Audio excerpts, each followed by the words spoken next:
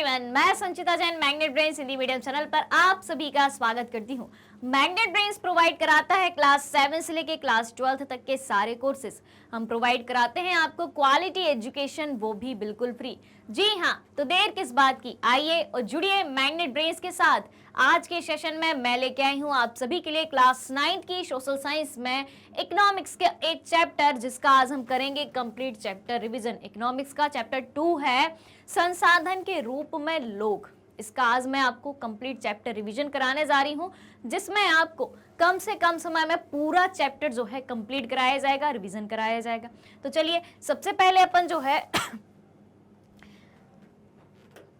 इस चैप्टर का परिचय देख लेते हैं। और हाँ भाई, चैप्टर का परिचय इंट्रोडक्शन देखने से पहले आप सभी आज के सेशन को ज्यादा से ज्यादा आप सभी लाइक कर दें और ज्यादा से ज्यादा शेयर कर दें। चलिए तो शुरू करते हैं। बात करें इस चैप्टर के परिचय की, यानी कि इंट्रोडक्शन की, तो सबसे पहले अपन देखते हैं चैप्टर का जो नाम है संसाधन के रूप में लोग। उसके बारे में जानेंगे कि संसाधन के रूप में लोग कैसे काम करते हैं। मानव को, लोगों को, प्राणियों को संसाधन कैसे माना गया है, रिसोर्सेस कैसे माना गया है। उसके बाद बात करें मानव पूंजी की। संसाधन के रूप में लोग जो हैं, मानव जो है वो एक पूंजी ही है, जिसे मानव पूंजी के नाम से जाना जाता है। मानव पूंजी में कौन कौन सी चीजें आती हैं मानव पूंजी में, जैसे कि एक मनुष्य की शिक्षा, कितना व्यक्ति शिक्षित है, मनुष्य का स्वास्थ्य, मानव का स्वास्थ्य। शिक्षा और स्वास्थ्य जो है दो महत्वपूर्ण मानव पूंजी हैं, क्योंकि शिक्षा और स्वास्थ्य के बल पर ही जो है व्यक्ति हर काम को कर सकता है। उसके बाद हम देखें मानव पूंजी का निर्माण कैसे होता है। शिक्षा और स्वास्थ्य और अन्य जो मानव पूंजी हैं उनका निर्माण कैसे होता है, और मानव संसाधन के बारे में जानेंगे कि मानव संसाधन कौन कौन से होते हैं, क्या होते हैं। उसके बाद हम जानेंगे अर्थव्यवस्था के क्षेत्रों के बारे में। अर्थव्यवस्था के 3 क्षेत्र होते हैं, आप सभी जानते हैं, प्राथमिक क्षेत्र, द्वितीय क्षेत्र और तृतीय क्षेत्र। तो अर्थव्यवस्था के तीनों क्षेत्रों के बारे में जानेंगे। प्राथमिक क्षेत्र में कौन कौन सी चीजें आती हैं भाई। प्राथमिक क्षेत्र में कृषि एवं पशुपालन, कृषि एवं पशुपालन, ये प्राथमिक क्षेत्र में आते हैं अर्थव्यवस्था के। द्वितीय क्षेत्र की बात करें तो द्वितीय क्षेत्र में आते हैं उद्योग, और तृतीय क्षेत्र की हम बात करें तो सेवाएं। ठीक है, यानी कि कृषि क्षेत्र को प्राथमिक क्षेत्र के नाम से जाना जाता है, औद्योगिक क्षेत्र को द्वितीय क्षेत्र के नाम से जाना जाता है, और सेवा क्षेत्र को अर्थव्यवस्था के तृतीय क्षेत्र के नाम से जाना जाता है। चलिए तो आगे बढ़ते हैं। अब देखें आर्थिक क्रियाएं एवं प्रकार। आर्थिक क्रियाएं एवं प्रकारों की बात करें तो कुछ बाजार क्रियाएं होती हैं, कुछ गैर बाजार क्रियाएं होती हैं, जिनको आर्थिक क्रिया कहा जाता है, और आर्थिक क्रिया के ये 2 प्रकार हैं। उसके बाद हम देखेंगे कि महिलाओं की क्या गतिविधियां हैं संसाधनों के रूप में, रिसोर्सेस के रूप में, मानव संसाधन के रूप में महिलाओं की क्या गतिविधियां होती हैं, महिलाएं क्या काम करती हैं। उसके बाद जनसंख्या की गुणवत्ता की बात करें, जनसंख्या मानव संसाधन ही तो है, हम और आप सभी जनसंख्या में आते हैं, तो हम और आप सभी मानव भी हैं। तो मानव संसाधन के रूप में जनसंख्या की गुणवत्ता क्या है उसके बारे में जानेंगे। और उसके बाद जानेंगे भाई जो अपनी मानव पूंजी है शिक्षा, तो शिक्षा का क्या महत्व है। उसके बाद देखें स्वास्थ्य का क्या महत्व है, और सर्व शिक्षा अभियान क्या है। तो ये सारी बातें जो है हमें परिचय में जाननी है। तो परिचय के द्वारा जो है हमें क्या पता चलता है, परिचय के द्वारा हमें पता चलता है कि इस चैप्टर में कौन कौन सी बातें हैं जो हमें सीखनी है। परिचय के द्वारा, इंट्रोडक्शन के द्वारा हमारे माइंड में एक फ्रेम बन जाता है कि हमें ये सारी चीजें इस चैप्टर में देखनी है, इस चैप्टर से सीखनी है या इस चैप्टर में पढ़नी है। ठीक है, चलो भाई। इसके बाद हम जानेंगे इसके अगले पार्ट के बारे में, जो कि है बेरोजगारी। इस चैप्टर के अंतर्गत हमें बेरोजगारी को भी पढ़ना है।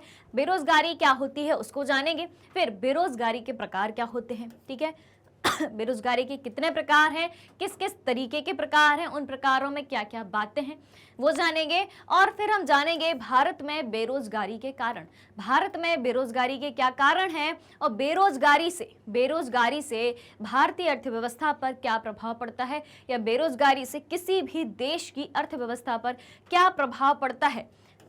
बेरोजगारी का ही एक प्रकार है शिक्षित बेरोजगारी। तो शिक्षित बेरोजगारी के क्या समाधान हो सकते हैं उसको जानेंगे, और फिर राष्ट्रीय नीति के बारे में जानेंगे, और राष्ट्रीय नीति का लक्ष्य क्या है उसके बारे में जानेंगे। तो इस तरीके से जो है अपना चैप्टर जो है इन पॉइंट से मिलकर बना है, ये सारे पॉइंट्स को अपन को कवर करना है। तो चलिए शुरू करते हैं आज का कंप्लीट चैप्टर रिवीजन। सबसे पहले बात करें संसाधन के रूप में लोग, जो कि अपना चैप्टर का नाम है, यही इसका सबसे पहला वाला टाइटल है। अब इसमें सबसे पहले हम जानेंगे कि जनसंख्या का महत्व क्या है, जनसंख्या का क्या महत्व है। संसाधन के रूप में लोग शब्द हमें यह दृष्टिकोण प्रदान करता है कि जनसंख्या अर्थव्यवस्था के लिए दायित्व के बजाय एक परिसंपत्ति है। क्या बात कही गई है भाई, जनसंख्या के महत्व के बारे में हम जान रहे हैं। तो संसाधन के रूप में लोग, ये शब्द हमें यह दृष्टिकोण प्रदान करता है कि जनसंख्या जो है अर्थव्यवस्था के लिए दायित्व की बजाय एक परिसंपत्ति है, यानी कि जनसंख्या अर्थव्यवस्था के लिए एक संपत्ति है, क्योंकि जनसंख्या ही एक संसाधन है, मानव संसाधन है। तो मानव संसाधन है तो एक संपत्ति ही है।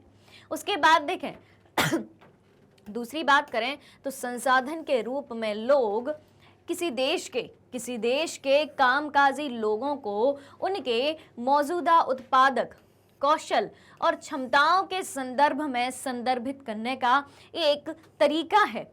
जनसंख्या को इस उत्पादक पहलू से देखने पर सकल राष्ट्रीय उत्पाद के निर्माण में योगदान देने की इसकी क्षमता पर जोर दिया जाता है। क्या बात कही गई है कि किसी देश के कामकाजी लोगों को उनके मौजूदा उत्पादक कौशल और क्षमताओं के संदर्भ में संदर्भित करने का एक तरीका है, और जनसंख्या को इस उत्पादक पहलू से देखने पर सकल राष्ट्रीय उत्पाद के निर्माण में योगदान देने की इसकी क्षमता पर जोर दिया जाता है। आगे बात करें जब शिक्षा प्रशिक्षण और चिकित्सा देखभाल के रूप में निवेश किया जाता है, जब शिक्षा में निवेश किया जाता है, प्रशिक्षण यानी कि ट्रेनिंग में निवेश किया जाता है, लोगों को सिखाने में निवेश किया जाता है, निवेश यानी कि इन्वेस्टमेंट किया जाता है, और चिकित्सा यानी कि स्वास्थ्य सुविधाओं में स्वास्थ्य देखभाल के रूप में, चिकित्सा देखभाल के रूप में निवेश यानी कि इन्वेस्टमेंट किया जाता है, तो जनसंख्या क्या बन जाती है भाई, वही जनसंख्या मानव पूंजी बन जाती है। समझ में आई बात कि मानव पूंजी का निर्माण कैसे होता है।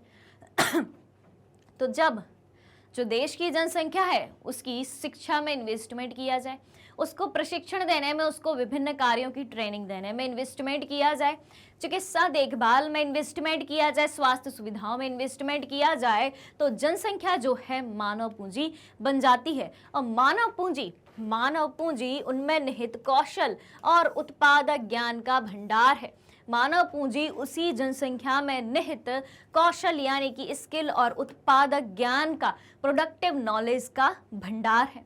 तो ये बात हो गई मानव पूंजी की। अब देखें मानव संसाधन के रूप में जनसंख्या, क्या बात हो रही है, मानव संसाधन के रूप में जनसंख्या। तो मौजूदा मानव संसाधन को अधिक शिक्षित, मौजूदा मानव संसाधन को अधिक शिक्षित और स्वस्थ बनाकर विकसित किया जाता है। भाई मानव संसाधन को कैसे विकसित किया जा सकता है, मानव पूंजी लाके। मानव पूंजी कौन कौन सी होती है भाई, शिक्षा और स्वास्थ्य। अगर मानव संसाधन को विकसित करना है तो मानव पूंजी को मजबूत बनाना होगा, ठीक है। जनसंख्या में मानव पूंजी को विकसित करना होगा, यानी कि शिक्षा और स्वास्थ्य की सुविधाएं उन्हें देनी होगी। तो मौजूदा मानव संसाधन को अधिक शिक्षित और स्वस्थ बनाकर विकसित किया जाता है, इसे मानव पूंजी निर्माण कहा जाता है, ठीक है। क्या कहा जाता है, मानव पूंजी निर्माण कहा जाता है, जो भौतिक पूंजी निर्माण की तरह ही देश की उत्पादक शक्ति में इजाफा करती है, यानी कि देश की उत्पादक शक्ति में वृद्धि करती है। इजाफा का मतलब क्या होता है, वृद्धि करती है। क्लियर हो गई इतनी बात कि मानव संसाधन के रूप में जनसंख्या क्या होती है। मौजूदा मानव संसाधन को अधिक शिक्षित और स्वस्थ बनाकर विकसित किया जाता है, इसे मानव पूंजी निर्माण कहा जाता है। और जो भौतिक पूंजी निर्माण की तरह ही देश की उत्पादक शक्ति में इजाफा करती है, यानी कि अगर व्यक्ति को शिक्षित किया जाए, व्यक्ति के स्वास्थ्य की देखभाल की जाए, व्यक्ति को शिक्षा और स्वास्थ्य की सुविधाएं प्रदान की जाएं, तो व्यक्ति बहुत अच्छे से काम करेगा, उसके पास काम करने की ज़्यादा स्किल्स होंगी। तो उससे क्या होगा उससे क्या होगा कि देश की उत्पादक शक्ति में, यानी कि जो प्रोडक्टिव पावर है, उसमें वृद्धि होगी। मनुष्य जो है अधिक क्षमता के साथ, अधिक कैपेसिटी के साथ ज़्यादा अच्छा काम कर पाएगा। ठीक है, तो ये बात हो गई कि मानव संसाधन के रूप में जनसंख्या क्या है। अब देखें मानव पूंजी में निवेश की बात करें, मानव पूंजी में निवेश, ठीक है, मानव पूंजी में या ह्यूमन कैपिटल में इन्वेस्टमेंट की बात करें तो मानव पूंजी में निवेश किन किन तरीकों से होता है भाई। मानव पूंजी में निवेश शिक्षा, ठीक है, यानी कि एजुकेशन, प्रशिक्षण, यानी कि व्यक्तियों को अलग अलग स्किल की ट्रेनिंग दी जाए, चिकित्सा देखभाल के माध्यम से भौतिक पूंजी में निवेश की तरह ही रिटर्न देता है। जब मानव पूंजी में इन्वेस्टमेंट किया जाता है, निवेश किया जाता है, ह्यूमन कैपिटल में जो है इन्वेस्टमेंट किया जाता है, किस माध्यम से, शिक्षा के माध्यम से, प्रशिक्षण के माध्यम से, चिकित्सा के माध्यम से, तो मानव पूंजी में निवेश जो है भौतिक पूंजी में निवेश की तरह ही रिटर्न देता है। जब व्यक्ति को शिक्षित किया जाएगा तो वो उस तरीके से बिहेव करेगा, उस तरीके का काम करेगा, उस तरीके की उसकी आय होगी। ठीक है प्रशिक्षित किया जाए उसे और उसकी स्वास्थ्य सुविधाओं का लाभ दिया जाए तो एक शिक्षित और स्वस्थ मनुष्य जो है कुछ भी काम कर सकता है। ठीक है, अब देखें इसे सीधे तौर पर अधिक शिक्षित या बेहतर प्रशिक्षित व्यक्तियों की उच्च उत्पादकता और स्वस्थ लोगों की उच्च उत्पादकता के कारण अर्जित उच्च आय के रूप में देखा जा सकता है। वही बात है जो मैंने अभी आपको बताई कि अगर मानव पूंजी में इन्वेस्टमेंट को देखा जाए, सीधे तौर पर देखा जाए, तो अगर व्यक्ति को शिक्षित किया जा रहा है, अधिक शिक्षित किया जा रहा है, अधिक प्रशिक्षित किया जा रहा है, अधिक स्वास्थ्य की देखभाल करी जा रही है, तो क्या होगा भाई, क्या होगा, उच्च उत्पादकता के कारण, हाई प्रोडक्टिविटी के कारण अर्जित उच्च आय के रूप में देखा जाता है। व्यक्ति जितना ज्यादा शिक्षित होगा, जितना ज्यादा स्वस्थ होगा, उतने अच्छे से काम कर पाएगा और उतना ज्यादा वो पैसा कमाएगा यानी कि उतनी ज्यादा उसकी इनकम होगी। उसके बाद देखें समाज को अन्य अप्रत्यक्ष तरीकों से भी लाभ होता है। समाज को, सोसाइटी को अन्य अप्रत्यक्ष तरीकों से भी लाभ होता है। क्योंकि अधिक शिक्षित या स्वस्थ आबादी का लाभ, अधिक शिक्षित या स्वस्थ आबादी का लाभ उन लोगों तक भी फैलता है जो स्वयं सीधे तौर पर शिक्षित नहीं थे या उन्हें स्वास्थ्य की देखभाल नहीं दी गई थी। क्योंकि समाज के मान लो 50% व्यक्ति समाज के मान लो 100% में से 50% व्यक्ति जो हैं शिक्षित हैं, ठीक है, 50% व्यक्ति अशिक्षित हैं, ठीक है, उसी में से कुछ व्यक्ति स्वस्थ हैं, कुछ नहीं है। तो जो 50% व्यक्ति शिक्षित एवं स्वस्थ हैं, वो बाकी के व्यक्तियों को अपने साथ लेके चलेंगे, उनकी सुख सुविधाओं का ध्यान रखेंगे। ठीक है, शिक्षित हैं तो वो और अच्छे से ध्यान रख सकते हैं, स्वस्थ हैं तो वो ध्यान रख सकते हैं, उनकी जरूरतों को पूरा कर सकते हैं, उनको अपने साथ काम में ला सकते हैं। तो ये क्या बात हुई, ये यही बात हुई कि समाज को अन्य अप्रत्यक्ष तरीकों से भी लाभ होता है, क्योंकि अधिक शिक्षित या स्वस्थ आबादी का लाभ उन लोगों तक भी फैलता है जो सीधे तौर पर शिक्षित नहीं थे या उन्हें स्वास्थ्य की देखभाल नहीं दी गई थी। क्लियर इतनी बातें? चलिए अब बढ़ते हैं आगे। शिक्षा मानव पूंजी के विकास को कैसे आगे बढ़ाती है भाई? बात करें अब हम शिक्षा की, जो कि एक मानव पूंजी है, तो शिक्षा मानव पूंजी के विकास को कैसे आगे बढ़ाती है? विकास की पूंजी में शिक्षा की अहम भूमिका है। अब इसमें हम पहली बात देखते हैं चूंकि शिक्षित माता पिता जो शिक्षित माता पिता हैं अपने बच्चे की शिक्षा पर अधिक भारी निवेश करते पाए जाते हैं। जो शिक्षित माता पिता हैं, शिक्षित पेरेंट्स हैं, शिक्षित अभिभावक हैं, वो अपने बच्चों की शिक्षा पर भारी इन्वेस्टमेंट करते हैं, ज़्यादा पैसा लगाते हैं, चूंकि उन्हें अपने लिए शिक्षा के महत्व का एहसास हो गया। जो शिक्षित माता पिता हैं उन्हें ये एहसास होता है कि शिक्षा का क्या महत्व होता है, एजुकेशन की क्या इंपॉर्टेंस होती है, तो वो अपने बच्चों की शिक्षा पर ज़्यादा इन्वेस्टमेंट करते हैं, ज़्यादा निवेश करते हैं। वे उचित पोषण और स्वच्छता के प्रति भी सचेत होते हैं। जो शिक्षित माता पिता हैं वे उचित पोषण यानी कि बच्चों को अच्छे से अच्छा भोजन, अच्छे से अच्छे पोषक तत्व वाला भोजन कराया जाए, स्वच्छता प्रदान की जाए, तो उचित पोषण और स्वच्छता के प्रति भी सचेत रहते हैं। वे तदनुसार अपने बच्चों की स्कूल में शिक्षा और अच्छे स्वास्थ्य की जरूरतों का ख्याल भी रखते हैं। लेकिन वंचित माता पिता यानी कि जो शिक्षित नहीं है, लेकिन वंचित माता पिता का वह वर्ग जो स्वयं अशिक्षित हैं और स्वच्छता में कमी रखते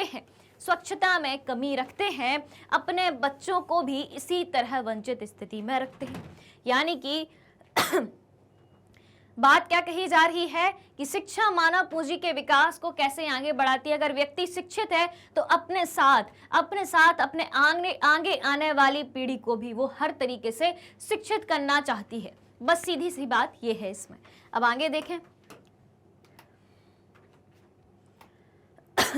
अर्थव्यवस्था के क्षेत्र की अब अपन बात करें।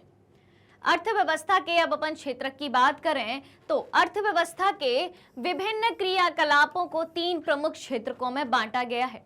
अर्थव्यवस्था के विभिन्न क्रियाकलापों को 3 प्रमुख क्षेत्रकों में बांटा गया है, जैसे कि प्राथमिक, द्वितीय और तृतीयक। कौन कौन सी बात हो रही है? प्राथमिक, द्वितीयक और तृतीयक। अर्थव्यवस्था के 3 क्षेत्र कौन कौन से हैं? एक प्राथमिक, द्वितीयक और तृतीयक। अब भाई हम अर्थव्यवस्था के प्राथमिक क्षेत्र की बात करेंगे कि अर्थव्यवस्था का प्राथमिक क्षेत्र क्या होता है। प्राथमिक क्षेत्र में, अर्थव्यवस्था के प्राथमिक क्षेत्र में कौन कौन सी गतिविधियां शामिल होती हैं? तो प्राथमिक क्षेत्र सीधे भूमि और जल से जुड़ी हुई क्रियाएं। क्या बात कही गई है? प्राथमिक क्षेत्र में सीधे भूमि और जल से जुड़ी क्रियाएं जो हैं किसमें आती हैं? प्राथमिक क्षेत्र में आती हैं। भूमि और जल दोनों से जुड़ी क्रिया है कृषि। वानिकी, भूमि और जल दोनों से जुड़ी क्रिया है। पशुपालन, भूमि और जल दोनों से जुड़ी क्रिया है। मत्स्य पालन, ठीक है, उसके मत्स्य पालन यानी कि मछली पालन जल से जुड़ी क्रिया है। मुर्गी पालन भी जो है सीधे भूमि से जुड़ी हुई क्रिया है। खनन यानी कि खदानों को खोदना, खनन जो है खनिज पदार्थों को निकालना, ये कौन सी क्रिया है भाई? प्राथमिक क्षेत्र की क्रिया है। भूमि से जुड़े सीधा काम है कौन सा? खनन भी भूमि से सीधा जुड़ा काम है, भूमि से सीधी जुड़ी क्रिया है खनन। तो प्राथमिक क्षेत्र यानी कि जो सीधे भूमि और जल से जुड़े होते हैं, जिसमें अपन ने देखे कृषि, वानिकी, पशुपालन, मत्स्य पालन, मुर्गी पालन और खनन। तो ये बातें हो गई अर्थव्यवस्था के प्राथमिक क्षेत्र की। अब बात करें अर्थव्यवस्था के द्वितीय क्षेत्र की, जिसमें उत्खनन एवं विनिर्माण क्रियाएं शामिल हैं। तो पहली बात करें कि प्राथमिक क्षेत्र की वस्तुओं को अन्य रूपों में परिवर्तित करना, जैसे कि प्राथमिक क्षेत्र की बात करें, प्राथमिक क्षेत्र में कृषि में कई सारी चीजें उगाई जाती हैं, जैसे कि अपन बात करें गेहूं को उगा लिया गया, ठीक है, क्या हुआ भाई? ये प्राथमिक क्रिया हो गई। द्वितीय क्रिया की बात करें, अब इसको हम द्वितीय क्षेत्र में कन्वर्ट करना है भाई। तो क्या है कि प्राथमिक क्षेत्र की वस्तुओं को अन्य रूपों में परिवर्तित करना है। अब गेहूं से कितनी सारी चीजें बनाई जा सकती हैं। गेहूं से रोटी बनाई जा सकती है, बिस्किट बनाए जा सकते, कई सारी चीजें बनाई जा सकती हैं। तो जब गेहूं को दूसरे रूप में परिवर्तित किया जाएगा यानी कि गेहूं जो कि प्राथमिक क्षेत्र की वस्तु है, उसको अन्य रूप में परिवर्तित किया जा रहा है, रोटी के रूप में, पूड़ी के रूप में, पराठा के रूप में या बिस्किट के रूप में या किसी अन्य रूप में जब परिवर्तित किया जा रहा है, तो वो क्या हो गई भाई? वो द्वितीय क्षेत्र की क्रिया हो गई, ठीक है। जैसे कि यहाँ पे कुछ एग्जाम्पल भी दिए हैं। गन्ने से चीनी बनाना, क्या बात कही गई है? गन्ने से चीनी बनाना। गन्ना जो है कृषि क्रिया है, कृषि के द्वारा ही गन्ने को उगाया जाता है, खेतों में उगाया जाता है, फिर उसके बाद गन्ने से उसके दूसरे उत्पाद बनाए जाते हैं, जैसे कि चीनी या गुड़, ठीक है। चीनी या गुड़ किससे बनती है? शक्कर या गुड़ गन्ने से ही बनते हैं। तो गन्ने से चीनी निर्माण की प्रक्रिया किसमें आ जाएगी भाई? द्वितीयक क्षेत्र में आ जाएगी, क्योंकि प्राथमिक क्षेत्र की वस्तु को अन्य रूप में परिवर्तित किया जा रहा है, गन्ने को चीनी में परिवर्तित किया जा रहा है। अब देखें, कपास से सूत बनाना, यानी कि कपास से जो है वस्त्र बनाना किस क्रिया में आ गया भाई? किस क्रिया में आ गया? द्वितीयक क्षेत्र में आ गया। कपास जो है कृषि के माध्यम से ही उगता है, ठीक है, प्राथमिक क्षेत्र की क्रिया है कपास उगाना। उसके बाद कपास से सूत यानी कि वस्त्र बनाना, वो किस में आ जाएगा? प्राथमिक क्षेत्र की वस्तु यानी कि कपास को अन्य रूप यानी कि सूत में परिवर्तित करना किस में आ जाएगा भाई? द्वितीय क्षेत्र की क्रिया में आ जाएगा। क्लियर हो गई बात कि किस तरीके से प्राथमिक क्षेत्र की वस्तुएं अन्य रूप में परिवर्तित होती हैं और फिर वो द्वितीय क्षेत्र के रूप में, अर्थव्यवस्था के द्वितीय क्षेत्र के रूप में जानी जाती हैं। अब बढ़े आगे। तृतीय क्षेत्र, तृतीय क्षेत्र जो है वो है सेवाएं। तृतीय क्षेत्र क्या है? तृतीय क्षेत्र है सेवाएं। तो स्वयं उत्पादन नहीं करती, तृतीय क्षेत्र में जो भी काम होते हैं, जो भी सेवाएं होती हैं, वो स्वयं उत्पादन नहीं करती हैं। उत्पादन तो भाई हो गया द्वितीय क्षेत्र में, ठीक है, उत्पादन प्रक्रिया में सहयोग जरूर करती हैं तृतीय क्षेत्र की क्रियाएं। जैसे कि गन्ने से चीनी का निर्माण होना है भाई, ठीक है। अब खेत अलग है, खेत एक जगह पे है और दूसरी जगह पे चीनी बनाने का यानी कि शक्कर बनाने का कारखाना लगा हुआ है, ठीक है। तो अब खेत से लेके, गन्ने के खेत से गन्ने को लेके शक्कर बनाने के कारखाने तक गन्ने को पहुंचाना है। तो कैसे पहुंचाया जाएगा? परिवहन के माध्यम से पहुंचाया जाएगा, बड़े बड़े ट्रक के माध्यम से, बड़े बड़े वाहनों के माध्यम से गन्ना को शक्कर के कारखानों तक पहुंचाया जाएगा। तो किसकी जरूरत पड़ी? परिवहन सेवा की, यानी कि अर्थव्यवस्था की तृतीय क्षेत्र सेवा क्षेत्र की। और यही बात यहाँ पे कही गई है कि तृतीय क्षेत्र जो है स्वयं उत्पादन नहीं करता है, बल्कि उत्पादन प्रक्रिया में सहयोग देता है। तो गन्ने से चीनी के निर्माण में परिवहन सेवा का उपयोग किया गया, ठीक है, परिवहन सेवा ने उसमें सहयोग दिया। बात हो गई क्लियर? अब चलें भाई। प्राथमिक और द्वितीय क्षेत्र का विकास जो है कौन करता है भाई? तृतीय क्षेत्र के माध्यम से होता है, ठीक है। अब इसमें क्या क्या आ जाएगा भाई? तृतीय क्षेत्र में, तृतीय क्षेत्र में जो है व्यापार आ जाएगा, ठीक है, बैंकिंग आ जाएगी, बैंकिंग सेवाएं, बीमा सेवाएं, परिवहन सेवाएं, कई सारी चीजें जो हैं किसमें आ जाएंगी? आपकी तृतीय क्षेत्र में, यानी कि सेवा क्षेत्र में आ जाएंगी। ये लाइन जो है, इस लाइन का भी मतलब एक बार और समझ लेते हैं कि प्राथमिक और द्वितीय क्षेत्र का विकास तृतीय क्षेत्र के द्वारा होता है। कैसे? जैसे कि मैंने अभी आपको एग्जाम्पल दिया, जब ये दो लाइन चीनी के एग्जाम्पल के माध्यम से समझाई कि गन्ने से हमें शक्कर बनानी है, तो गन्ने का खेत अलग जगह पर है, शक्कर का कारखाना अलग जगह पर है।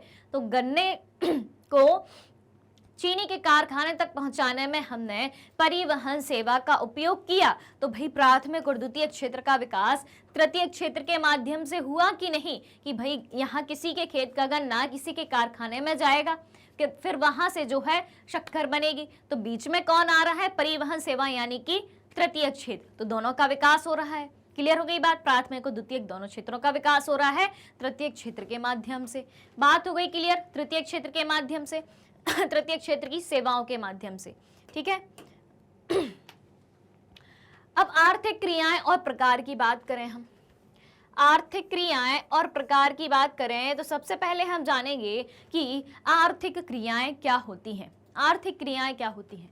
वह सभी क्रियाएं जो राष्ट्रीय आय में मूल्य वर्धन करती हैं, वे सभी क्रियाएं, आर्थिक क्रियाओं की बात हो रही है, तो वे सभी क्रियाएं जो राष्ट्रीय आय में मूल्य वर्धन करती हैं, राष्ट्रीय आय के मूल्य को बढ़ाती हैं, राष्ट्रीय आय को बढ़ाती हैं, वे आर्थिक क्रियाएं कहलाती हैं, ठीक है। आर्थिक क्रियाएं यानी कि जिनसे पैसा प्राप्त हो, रुपया प्राप्त हो, धन प्राप्त हो। अब धन प्राप्त होगा तो राष्ट्रीय आय में वृद्धि तो होगी ही, तो वे सारी क्रियाएं जो राष्ट्रीय आय में मूल्यवर्धन करती हैं आर्थिक क्रियाएं कहलाती हैं। क्लियर हो गई इतनी बात? अब देखें भाई, आर्थिक क्रियाएं के प्रकारों की अब अपन बात करें तो आर्थिक क्रियाएं जो है दो प्रकार की होती हैं। कितने प्रकार की होती हैं आर्थिक क्रियाएं? एक होती है बाजार क्रिया और एक होती है गैर बाजार क्रिया, ठीक है। आर्थिक क्रियाओं के दो प्रकार कौन कौन से होते हैं, एक होती है बाजार क्रिया और एक होती है आपकी गैर बाजार क्रिया। बाजार क्रियाएं क्या होती हैं और गैर बाजार क्रियाएं क्या होती हैं, इनको भी जान लेते हैं। तो बाजार क्रियाएं वेतन या लाभ के उद्देश्य से, किससे, वेतन या लाभ के उद्देश्य से की गई क्रियाओं के लिए पारिश्रमिक भुगतान किया जाता है। वेतन या लाभ के उद्देश्य से की गई क्रियाओं के लिए पारिश्रमिक भुगतान किया जाता है। इनमें सरकारी सेवा सहित, क्या बात कही गई है, इनमें सरकारी सेवा सहित वस्तुओं या सेवाओं का उत्पादन भी शामिल होता है। किसमें, बाजार क्रियाओं में। अब हम बात करें गैर बाजार क्रियाओं की, तो स्व उपभोग के लिए उत्पादन है। स्वयं के उपभोग के लिए उत्पादन किसके माध्यम से किया जाता है, गैर बाजार क्रियाओं के माध्यम से। स्वयं के खुद के उपभोग के लिए उत्पादन है। इनमें प्राथमिक उत्पादों का उपभोग, क्या बात कही गई है कि प्राथमिक उत्पादों का उपभोग तथा अचल संपत्तियों का स्वलेखा उत्पादन आता है। स्व उपभोग के लिए उत्पादन है, खुद के स्वयं के उपभोग के लिए उत्पादन गैर बाजार क्रियाओं के अंतर्गत आता है। इनमें प्राथमिक उत्पादों का उपभोग किया जाता है तथा अचल संपत्तियों का लेखा आता है। यानी कि अचल संपत्तियां जैसे कि भूमि, भवन, ठीक है, ये सारी क्या हैं, अचल संपत्तियां हैं, इनका लेखा जोखा आता है गैर बाजार क्रियाओं में। तो बाजार क्रियाएं क्या होती हैं और गैर बाजार क्रियाएं क्या होती हैं, ये सारी चीजें आपको समझ में आ गई होंगी। अब चलते हैं आगे। महिलाओं की गतिविधियों की अब हम बात करेंगे। किसमें, महिलाओं की गतिविधियों की बात करनी है। संसाधन के रूप में, संसाधन के रूप में महिलाओं की क्या गतिविधियां होती हैं, तो महिलाएं आमतौर पर घरेलू मामलों की देखभाल करती हैं। आमतौर पर ऐसा देखा जाता है और माना भी जाता है और वास्तव में यही सच भी है कि महिलाएं जो हैं, महिलाएं आमतौर पर घरेलू मामलों की देखभाल करती हैं, जैसे कि खाना बनाना, ठीक है, कपड़े धोना, खाना बनाना, कपड़े धोना, बर्तन साफ करना, हाउसकीपिंग और बच्चों की देखभाल करना, ये सारे काम कौन करता है, महिलाएं करती हैं। अब जनसंख्या की गुणवत्ता की बात करें, महिलाओं की गतिविधियां अपन ने देख ली, लेकिन वर्तमान परिप्रेक्ष्य की बात करें तो वर्तमान में जो है महिलाएं भी इनकम का सोर्स है। यानी कि महिलाएं भी जो है आय कमाती हैं, महिलाएं भी काम करती हैं, ठीक है। पुरुषों के बराबर महिलाओं को भी आजकल काम करने का मौका दिया जाता है और महिलाएं बढ़ चढ़ के हर चीज को संभालती हैं, चाहे वो घर हो, चाहे वो उनका कार्यस्थल हो, यानी कि चाहे घर हो, चाहे उनकी जॉब हो या नौकरी हो। तो यहाँ पर जो बात कही गई है कि महिलाएं आमतौर पर घरेलू देखभाल करती हैं, जैसे खाना बनाना, कपड़े धोना, बर्तन साफ करना, हाउसकीपिंग और बच्चों की देखभाल करना। ये काम भी कोई आसान काम नहीं है, क्योंकि अगर महिलाएं ये काम ना करें, घर की देखभाल ना करें, तो ये काम कौन करेगा, आप किस पे डिपेंड रहेंगे। तो इस तरीके से महिलाओं की गतिविधियों को या महिलाओं को संसाधन के रूप में कुछ इस तरीके से बताया गया है। अब हम बात करेंगे जनसंख्या की गुणवत्ता की। अब हम बात करेंगे तो जनसंख्या की गुणवत्ता साक्षरता दर, यानी कि कितने प्रतिशत जनसंख्या जो है साक्षर है, ठीक है। जीवन प्रत्याशा, यानी कि एक जनसंख्या, एक क्षेत्र में रहने वाले लोगों की आयु कितनी है, ठीक है, जीवन प्रत्याशा कितनी है। तो जनसंख्या की गुणवत्ता साक्षरता दर जीवन प्रत्याशा द्वारा इंगित व्यक्ति के स्वास्थ्य और देश के लोगों द्वारा अर्जित कौशल निर्माण पर निर्भर करती है, ठीक है। अगली बात देखें तो जनसंख्या की गुणवत्ता अंततः देश की विकास दर तय करती है। जनसंख्या की साक्षरता जितनी अच्छी होगी, जीवन प्रत्याशा जितनी अच्छी होगी और जनता जितनी स्वस्थ होगी, वो देश की विकास दर को तय करती है। और साक्षर और स्वस्थ आबादी जो है एक संपत्ति होती है, क्योंकि शिक्षित व्यक्ति और स्वस्थ व्यक्ति ही जो है राष्ट्रीय आय में योगदान ज्यादा तरीके से दे सकता है। इसीलिए कहा गया है कि साक्षर और स्वस्थ आबादी जो है एक परिसंपत्ति है। साक्षर यानी कि शिक्षित और स्वस्थ व्यक्तियों को, स्वस्थ जनसंख्या को एक संपत्ति के रूप में माना गया है। इतनी बातें आप सभी को क्लियर हो गई होंगी। तो चलिए अब बढ़ते हैं आगे। शिक्षा का महत्व। अब हम शिक्षा की बात करेंगे, जो कि एक बहुत ही महत्वपूर्ण मानव पूंजी है, ठीक है। तो किसी व्यक्ति के विकास के लिए शिक्षा एक महत्वपूर्ण इनपुट है। जी हाँ, बिल्कुल। अगर व्यक्ति का विकास करना है तो शिक्षा के माध्यम से, शिक्षा का इनपुट उसको देना होगा, तब उसको जो है उसके माध्यम से आपको कुछ अच्छा आउटपुट मिलेगा। तो किसी व्यक्ति के विकास के लिए शिक्षा एक महत्वपूर्ण इनपुट है। यह नए क्षितिज खोलता है, यानी कि ये नए आयाम खोलता है, नए रास्ते खोलता है। कौन? शिक्षा, जो कि एक महत्वपूर्ण मानव पूंजी है, नई आकांक्षाएं प्रदान करता है। कौन? शिक्षा क्षेत्र। और जीवन के मूल्यों को विकसित भी करता है शिक्षा। शिक्षा व्यक्ति के विकास के लिए किस तरीके से इंपॉर्टेंट है? अगर व्यक्ति का विकास करना चाहते हो तो उसको शिक्षित करना होगा। व्यक्ति को शिक्षित करोगे तो आपको विकास मिलेगा।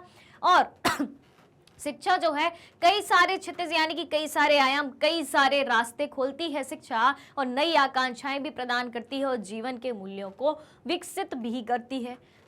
उसके बाद देखें, शिक्षा समाज के विकास में योगदान देती है। बिल्कुल। यह राष्ट्रीय आय सांस्कृतिक समृद्धि को बढ़ाती है। यदि व्यक्ति शिक्षित होगा और स्वस्थ होगा, यदि व्यक्ति शिक्षित है तो शिक्षा के माध्यम से वो धन उपार्जन करके राष्ट्रीय योगदान में वृद्धि को बढ़ावा देगा, राष्ट्रीय योगदान में अपना योगदान देगा, राष्ट्रीय आय में अपना योगदान देगा। उससे क्या होगा? राष्ट्रीय आय में योगदान देने से, शिक्षित व्यक्ति के राष्ट्रीय आय में योगदान देने से देश की राष्ट्रीय आय में वृद्धि होगी और सांस्कृतिक समृद्धि में भी वृद्धि होगी। और शासन की दक्षता को भी बढ़ाता है। जी बिल्कुल, शासन की दक्षता को बढ़ाता है। ये सबसे इंपॉर्टेंट बात है भाई। शिक्षा शासन की दक्षता को कैसे बढ़ाती है? शिक्षा के माध्यम से शासन कैसे अच्छे से चल सकता है? अगर शिक्षित व्यक्ति शासन का संचालन करता है, अगर आपके द्वारा चुना गया नेता शिक्षित होगा, आपके द्वारा लोकतांत्रिक सरकार जो चुनी गई है वो शिक्षित होगी, तो शिक्षित व्यक्ति एक अशिक्षित व्यक्ति के बजाय ज्यादा अच्छे से शासन का संचालन कर सकता है। शासन के नीचे जब प्रशासन की बात आती है तो प्रशासन में, एडमिनिस्ट्रेशन में, नौकरशाही में भी व्यक्ति शिक्षा के माध्यम से ही पहुंचता है। क्या अशिक्षित व्यक्ति प्रशासन को संभाल सकता है? नहीं। अशिक्षित व्यक्ति शासन को तो संभाल सकता है। शासन यानी कि सरकार, यानी कि जिन व्यक्तियों को आप चुनते हैं, वोट डालते हैं, अपने मत का प्रयोग करते हैं, चुनाव प्रक्रिया में भाग लेते हैं, तो वो व्यक्ति तो अशिक्षित हो सकते हैं। लेकिन अगर प्रशासन संभालना है, एडमिनिस्ट्रेशन संभालना है, अधिकारी बनना है, तब आपको शिक्षित होना आवश्यक ही है। तब आप एक विशेष परीक्षा में बैठ के उस एग्जाम को क्लियर करके आप उस पद पर जा सकते हैं।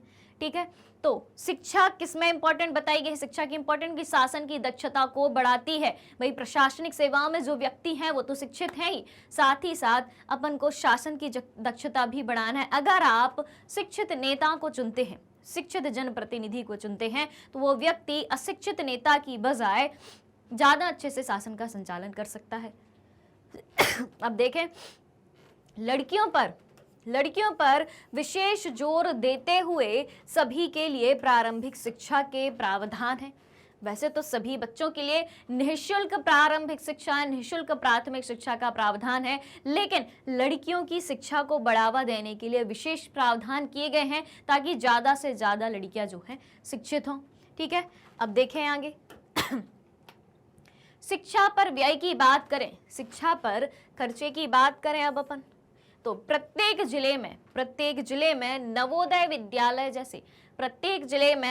विद्यालय जैसे स्कूलों की स्थापना और बड़ी संख्या में हाई स्कूल के छात्रों को ज्ञान और कौशल से संबंधित व्यवसायों से परिचित करने के लिए व्यावसायिक धाराओं का विकास किया गया है। क्या बात कही गई है कि हर एक जिले में नवोदय विद्यालय बनाए गए हैं, जहां पर जब आप 5वीं क्लास में होते हैं उसी दौरान आपका एक टेस्ट होता है नवोदय विद्यालय में एडमिशन का। अगर आप नवोदय विद्यालय की परीक्षा उत्तीर्ण कर जाते हैं, उसका एंट्रेंस एग्जाम में आप क्लियर कर लेते हैं, तो आप उस विद्यालय में कक्षा 12वीं क्लास तक, 12th क्लास तक एकदम फ्री में पढ़ सकते हैं और सारी सुख सुविधाओं के साथ में। तो प्रत्येक जिले में शिक्षा पर व्यय की बात करी जा रही है, तो प्रत्येक जिले में एक नवोदय विद्यालय खोला गया है। जैसे स्कूलों की नवोदय विद्यालय जैसे स्कूलों की स्थापना करी गई है और बड़ी संख्या में हाई स्कूल के छात्रों को, हाई स्कूल यानी कि 10th क्लास तक के छात्रों को ज्ञान और कौशल से संबंधित व्यवसायों से परिचय कराने के लिए व्यावसायिक धाराओं का भी विकास किया गया है, ताकि हाई स्कूल के जो छात्र हैं, हाई स्कूल तक के जो छात्र हैं, उनको व्यावसायिक शिक्षा दी जाए और वो आगे चल के उसी व्यावसायिक शिक्षा के माध्यम से अपना कुछ व्यवसाय खोल सकें। उसके बाद देखें भाई शिक्षा पर योजना परिव्यय पहली योजना में 151 करोड़ रुपए से बढ़ाकर 11वीं परियोजना में, 11वीं योजना में कितना कर दिया भाई, कितना कर दिया, 3766.90 करोड़ रुपए हो गया है। शिक्षा पर व्यय की बात कर रहे हैं तो शिक्षा से संबंधित जितनी भी योजना आई तो पहली योजना में 151 करोड़ रुपए जो है शिक्षा पर खर्च किए गए थे और 11वीं योजना तक, 11वीं पंचवर्षीय योजना में वो बढ़ा के कितना कर दिया गया था भाई, 3766.90 करोड़ रुपए कर दिया गया था। तो ये बात हो गई सरकार द्वारा शिक्षा पर व्यय करने की, ठीक है। अब देखें आगे साक्षरता दर की बात करें, शिक्षा के महत्व में अगली बात हम करेंगे साक्षरता दर की। तो साक्षरता ना केवल एक अधिकार है, साक्षरता जो है ना केवल एक अधिकार है, शिक्षित होना ना केवल एक अधिकार है, बल्कि नागरिकों को अपने कर्तव्यों का पालन, बल्कि नागरिकों को अपने कर्तव्यों का पालन करने और अपने अधिकारों का सही ढंग से आनंद लेने के लिए भी इसकी आवश्यकता है। क्या बात कही गई है कि साक्षरता ना केवल एक अधिकार है, बल्कि नागरिकों को अपने कर्तव्यों का पालन करने और अपने अधिकारों का सही ढंग से आनंद लेने के लिए भी शिक्षा की आवश्यकता है।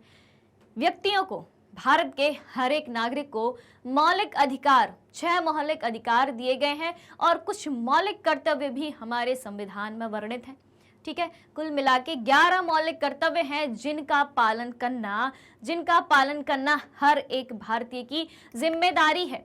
जो जितनी भी फंडामेंटल ड्यूटीज यानी कि मौलिक कर्तव्य हैं उनको फॉलो करना आपकी ड्यूटी है और जो आपको 6 मौलिक अधिकार दिए गए हैं उनका कैसे उपयोग किया जाए वो शिक्षा के माध्यम से बहुत अच्छे से किया जा सकता है। अगर व्यक्ति शिक्षित है तो वह अपने अधिकारों के प्रति, अपने राइट्स के प्रति, जो कि भारत के संविधान यानी कि इंडियन कॉन्स्टिट्यूशन के द्वारा जो व्यक्ति को 6 मौलिक अधिकार दिए गए हैं, अगर व्यक्ति शिक्षित है तो अपने अधिकारों का प्रयोग करना सीखेगा, अपने अधिकारों का प्रयोग कैसे किया जाए वो जानेगा और अपने अधिकारों का प्रयोग ज्यादा अच्छे से करेगा।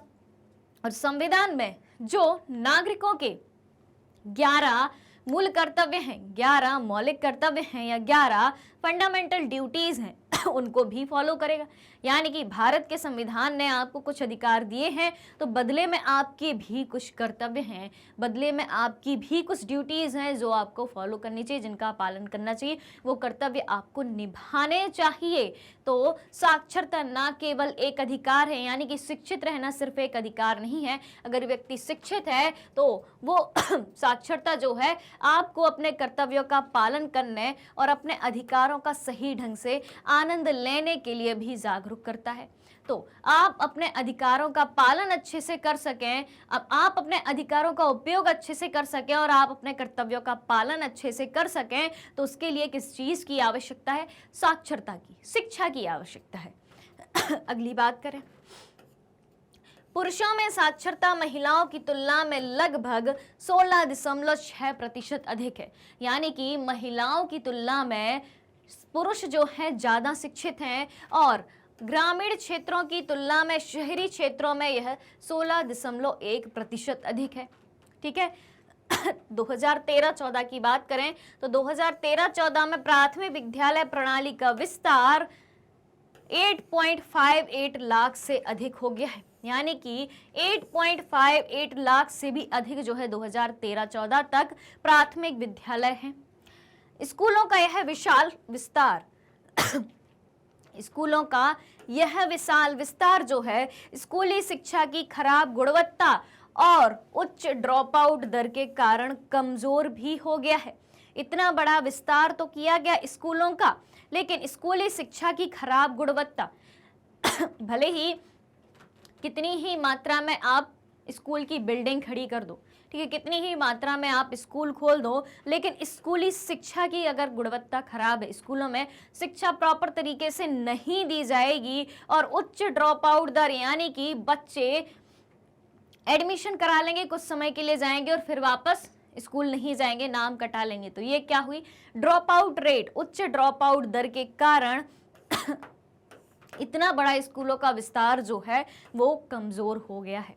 ठीक है, अब देखें आगे तो आवश्यकता किस चीज की है भाई, कि स्कूल में शिक्षा की गुणवत्ता अच्छी लाई जाए। अगर शिक्षा की गुणवत्ता अच्छी लाई जाएगी तो बच्चे रेगुलर स्कूल आएंगे, और रेगुलर स्कूल आएंगे तो क्या होगा भाई, बच्चे जो है ड्रॉप आउट भी नहीं होंगे स्कूल से, उन्हें शिक्षा का महत्व समझ में आएगा। लेकिन जब वो स्कूल जाएंगे, वहां पढ़ाने वाला मास्टर ही उतना शिक्षित नहीं होगा, या शिक्षित होगा तो वो अपने दूसरे कामों में लगा होगा।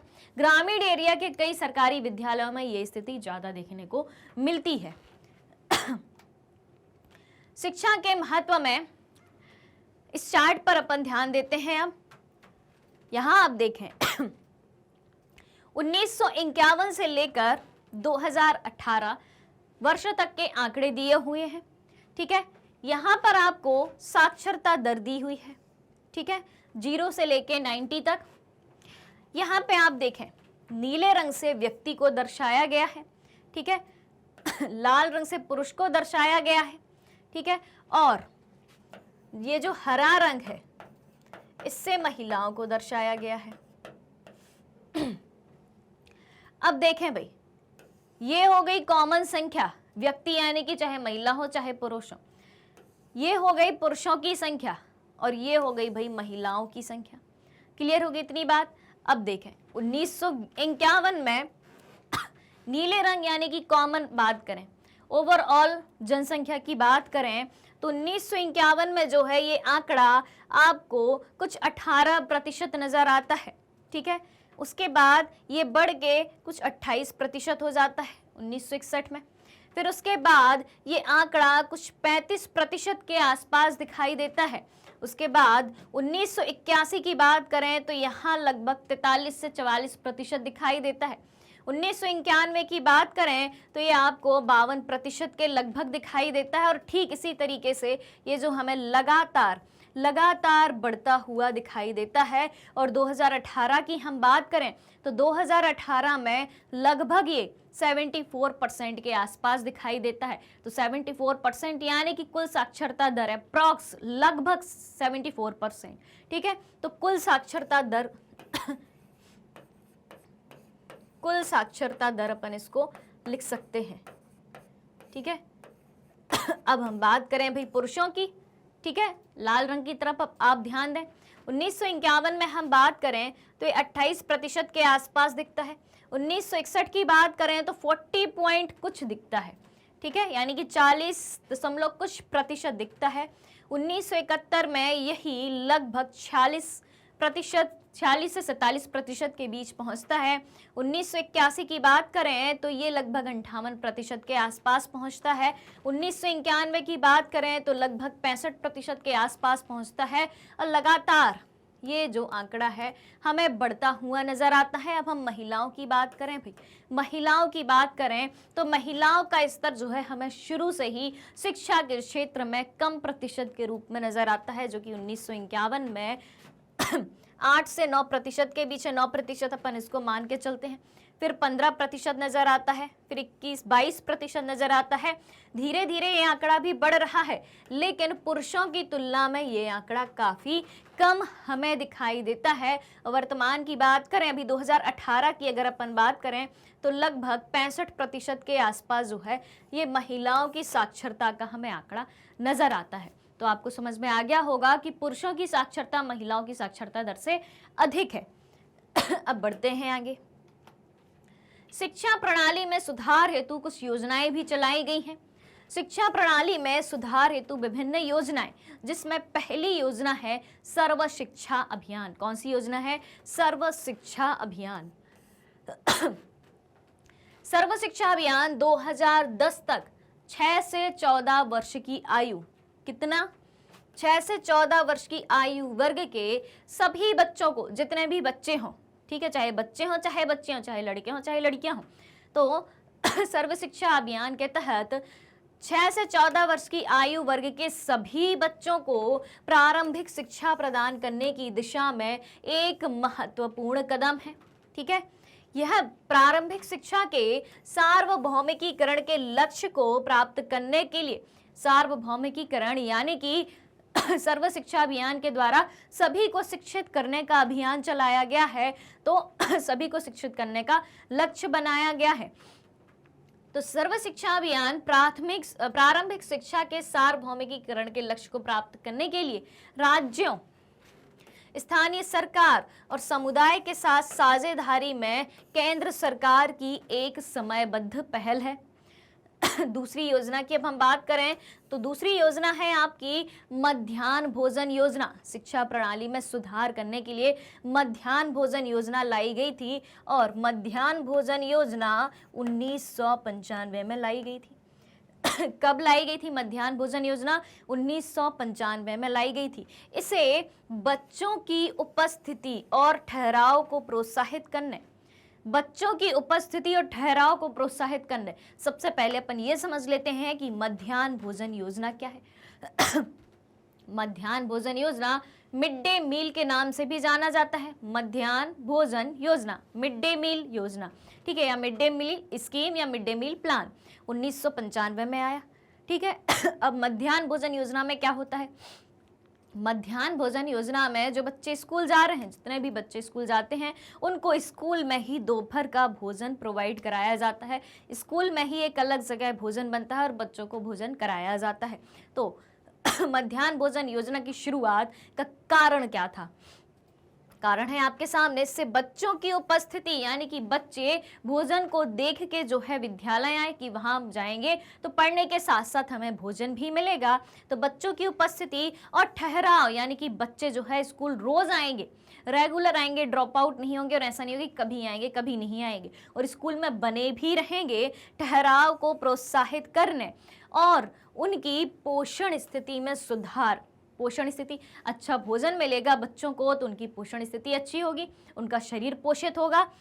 तो बच्चों की उपस्थिति और ठहराव को प्रोत्साहित करने और उनकी पोषण स्थिति में सुधार करने के लिए जो है मध्याह्न भोजन योजना चालू करी गई। तो शिक्षा में सुधार के लिए अपन ने दो योजनाएं देखी, एक सर्व शिक्षा अभियान और दूसरी देखी मध्याह्न भोजन योजना। अब बढ़ते हैं आगे। 12वीं पंचवर्षीय योजना की अब हम बात करें। 12वीं पंचवर्षीय योजना सकल नामांकन अनुपात में वृद्धि करी गई थी। भाई 12वीं पंचवर्षीय योजना में किस तरीके से? तो 12वीं पंचवर्षीय योजना में 18 से 23 वर्ष तक के आयु वर्ग में उच्च शिक्षा में यानी कि हायर एजुकेशन में देश के सकल नामांकन अनुपात को 2017-18 तक 25.2% बढ़ाने, 2017-18 तक 25.2% बढ़ाने और 2020-21 तक, कब तक? 2020-21 तक 30% के लक्ष्य तक पहुंचाने का प्रयास किया गया। ठीक है, यह योजना दूरस्थ शिक्षा, ठीक है, औपचारिक और गैर औपचारिक दूरस्थ और आईटी शिक्षा संस्थानों के अभिसरण पर भी केंद्रित है। दूरस्थ शिक्षा, टेली एजुकेशन, औपचारिक शिक्षा, गैर औपचारिक शिक्षा, दूरस्थ और आईटी शिक्षा संस्थानों के अभिसरण पर भी केंद्रित है, जो कि क्या है भाई 12वीं पंचवर्षीय योजना के द्वारा जो सकल नामांकन अनुपात में वृद्धि की गई थी। क्लियर हो गई इतनी बात? चलिए अगली मानव पूंजी है स्वास्थ्य। शिक्षा के बारे में हम जान चुके, अब जानते हैं दूसरी मानव पूंजी जो कि बहुत ही महत्वपूर्ण मानव पूंजी है, जो कि है स्वास्थ्य यानी कि हेल्थ। जनसंख्या के स्वास्थ्य की स्थिति में सुधार देश की प्राथमिकता रही है। जनसंख्या के स्वास्थ्य की स्थिति में सुधार जो है देश की प्राथमिकता रही है और राष्ट्रीय नीति का उद्देश्य आबादी के वंचित वर्ग पर विशेष ध्यान देने के साथ स्वास्थ्य देखभाल, परिवार कल्याण और पोषण सेवा की पहुंच में सुधार करना है। स्वास्थ्य के क्षेत्र में राष्ट्रीय नीति का क्या उद्देश्य है? राष्ट्रीय नीति का उद्देश्य स्वास्थ्य के क्षेत्र में यह है कि आबादी के वंचित वर्ग यानी कि वो समूह जिन तक सारी सुविधाओं का लाभ नहीं पहुंचता है, आदिवासी या अनुसूचित जाति या अनुसूचित जनजाति या गरीब वर्ग के व्यक्ति या फिर पिछड़े वर्ग के व्यक्ति पर विशेष ध्यान देने के साथ स्वास्थ्य की देखभाल, परिवार कल्याण और पोषण सेवा की पहुंच में सुधार करना है। आगे देखें, भारत ने एक विशाल स्वास्थ्य बुनियादी ढांचे का निर्माण किया है। बिल्कुल, भारत की जनसंख्या इतनी बड़ी है कि भारत वर्तमान में 140 करोड़ जनसंख्या को पार करके वर्तमान में विश्व में जनसंख्या के मामले में प्रथम स्थान पर है। लेकिन भारत ने इतनी बड़ी जनसंख्या के लिए भी स्वास्थ्य सुविधाएं जो है उपलब्ध कराई हैं। तो भारत ने एक विशाल स्वास्थ्य बुनियादी ढांचे का निर्माण किया है और सरकारी और निजी क्षेत्र में प्राथमिक, माध्यमिक और तृतीयक क्षेत्रों में आवश्यक जनशक्ति भी विकसित की है। तीसरी बात करें चौथी बात करें, इसके आगे की बात करें, चौथा पॉइंट है तो दोनों के पोषण और बच्चे की देखभाल सुनिश्चित करना भी इसमें शामिल है। यानी कि माँ और बच्चे के पोषण की, स्वास्थ्य की देखभाल करना भी इसमें शामिल है। किसमें? राष्ट्रीय नीति में शामिल है। आगे बात करें तो इन सारे उपायों को अपनाने से, जो सारे उपाय राष्ट्रीय नीति ने स्वास्थ्य के क्षेत्र में अपनाए हैं, इन सारे उपायों को अपनाने से जीवन प्रत्याशा जो है, जीवन प्रत्याशा यानी कि व्यक्ति के जीने की उम्र, व्यक्ति कितनी आयु तक जीवित रहेगा, तो इन सारे उपायों को जो कि राष्ट्रीय नीति ने स्वास्थ्य के क्षेत्र में अपनाए हैं, तो इन सारे उपायों को अपनाने से जीवन प्रत्याशा जो है वो बढ़कर 2016 में 69.4 वर्ष अधिक हो गई है। आगे देखें तो शिशु मृत्यु दर की बात करें। शिशु मृत्यु दर यानी कि 1000 जन्मे बच्चों पे कितने बच्चों की मृत्यु हो जाती है? तो शिशु मृत्यु दर 1951 के 147, यानी कि 1951 में शिशु मृत्यु दर 147 थी। यानी कि 1000 बच्चों का जन्म हुआ तो 1000 में से 147 बच्चों की मौत हो जाती है, उसे शिशु मृत्यु दर कहा जाता है। तो 1991 में 1000 में से 147 बच्चे जो है मृत्यु को प्राप्त हो जाते थे। तो 1951 से 147 से घटकर 2020 में कितनी आ गई भाई? 36 पर आ गई है। यानी कि सरकारी प्रयास जो कि स्वास्थ्य के क्षेत्र में करे गए हैं, शिशु मृत्यु दर को कम करने के क्षेत्र में करे गए हैं, वो 1951 से 147 से घटकर 2020 में कितनी आ गई है? 36 पर आ गई है। आगे बात करें तो इस अवधि में अशोधित जन्म दर गिरकर 20.0 2018 में और मृत्यु दर 6.2 2018 में आ गई है। आगे बात करें तो जीवन प्रत्याशा में वृद्धि यानी कि व्यक्ति के जीने की आयु में वृद्धि और शिशु देखभाल में सुधार देश के आत्मविश्वास को भावी प्रगति के साथ, यानी कि होने वाली प्रगति के साथ आंकने के लिए उपयोगी है। देश में हमें जीवन प्रत्याशा में वृद्धि दिखाई देती है जो कि 2016 में 69.4 वर्ष अधिक हो गई है। शिशु मृत्यु दर में हमें गिरावट देखने में आती है जो कि 1951 के 147 से घटकर 2020 में 36 पर आ गई है। तो ये सारी चीजें जब हम देखते हैं, जीवन प्रत्याशा में हम वृद्धि देखते हैं, शिशु देखभाल में सुधार जो हुआ है, उससे शिशु मृत्यु दर में जो कमी आई है उसको देखते हैं, तो ये सारी चीजें देखने के बाद देश के आत्मविश्वास को भावी प्रगति के साथ आंकने के लिए उपयोगी ये आंकड़े साबित होते हैं। अब हम आगे बढ़ते हैं। आयु में वृद्धि यानी कि जीवन प्रत्याशा में वृद्धि, आयु में वृद्धि आत्मविश्वास के साथ जीवन की उत्तम गुणवत्ता का सूचक है। अगर किसी व्यक्ति की आयु में वृद्धि हो रही है, जीवन प्रत्याशा में वृद्धि हो रही है, यानी कि व्यक्ति के स्वास्थ्य में सुधार हो रहा है, स्वास्थ्य में सुधार हो रहा है, तभी तो वो व्यक्ति ज्यादा जी पा रहा है। तो आयु में वृद्धि आत्मविश्वास के साथ जीवन की उत्तम गुणवत्ता का सूचक है। शिशुओं की संक्रमण से रक्षा क्या बात कही गई है? शिशुओं की संक्रमण से रक्षा तथा माताओं के साथ बच्चों की देखभाल। शिशुओं की संक्रमण से रक्षा तथा माताओं के साथ बच्चों की देखभाल और पोषण सुनिश्चित करने से शिशु मृत्यु दर जो है घटती है। देश में कुल 542 मेडिकल कॉलेज, कितने देश में वर्तमान में बात करें तो कुल 542 मेडिकल कॉलेज, 313 डेंटल कॉलेज हैं और केवल 4 राज्य जैसे कि आंध्र प्रदेश, कर्नाटक, महाराष्ट्र एवं तमिलनाडु में कुल राज्यों से अधिक मेडिकल कॉलेज हैं। ये क्या दर्शाता है? स्वास्थ्य के क्षेत्र में ये सारी चीजें प्रगति को दर्शाती हैं कि सरकार के माध्यम से, भारत देश की सरकार के माध्यम से स्वास्थ्य के क्षेत्र में किस तरीके के प्रयास करे गए, जिसके कारण व्यक्ति की जीवन प्रत्याशा में वृद्धि देखने को मिलती है। शिशु मृत्यु दर एवं मातृ मृत्यु दर में हमें गिरावट देखने को मिलती है। तो ये बातें हो गई मानव पूंजी के बारे में। मानव पूंजी जो शिक्षा और स्वास्थ्य के रूप में हमें दिखाई गई है। चलिए शिक्षा के महत्व की अब हम बात करें तो उपकेंद्र, प्राथमिक स्वास्थ्य केंद्र, सामुदायिक केंद्र 2014 में इतने थे। 2015 में अपन को 184,359 के साथ बढ़ते हुए आंकड़े दिखते हैं। 2016 में हमें और ज़्यादा बढ़ते हुए दिखते हैं और लगातार इसमें हमें उपकेंद्र या प्राथमिक स्वास्थ्य केंद्र या सामुदायिक स्वास्थ्य केंद्र जो सरकार के द्वारा खोले जाते हैं, सरकारी अस्पताल के रूप में जाने जाते हैं, 2019 तक इनकी मात्रा में हमें वृद्धि ही देखने को मिलती है। औषधालय तथा अस्पताल की हम बात करें स्वास्थ्य के क्षेत्र में औषधालय तथा अस्पताल की बात करें तो 2014 में जहां 29,715 थे, वहीं हमें वृद्धि के साथ जो है 31,986 2019 में दिखाई देते हैं। बिस्तर सरकारी की बात करें, भाई सरकारी अस्पतालों में बिस्तर यानी कि बेड की बात करें तो 2014 में ये आंकड़ा बढ़ता हुआ, धीरे धीरे बढ़ता हुआ हमें 2019 तक कुछ इस तरीके का दिखाई देता है।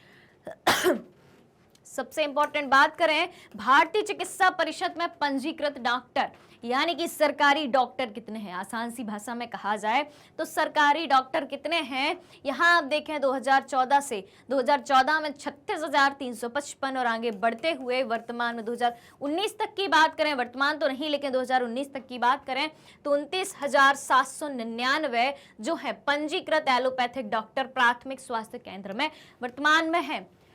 नर्सिंग कर्मी की बात करें, जो नर्स होती हैं ANM, RN एवं RM और LHV, ठीक है, ये अलग अलग तरीके के होते हैं। तो ये 2014 में जहां में 26,21,981 दिखते हैं, वहीं आंकड़ा धीरे धीरे बढ़ता हुआ वर्तमान में हमें कुछ इस तरीके का 2020 तक का आंकड़ा जो है हमें इस तरीके से दिखाई देता है। अब चलते हैं अपन आगे। बेरोजगारी, इसके ही अंदर एक नया टॉपिक है बेरोजगारी संसाधन के रूप में लोग, ये चैप्टर का नाम है और इसी के अंदर एक और नया टॉपिक निकल के आता है भाई बेरोजगारी। बहुत ही महत्वपूर्ण टॉपिक है और बेरोजगारी जो कि देश की एक गंभीर समस्या है।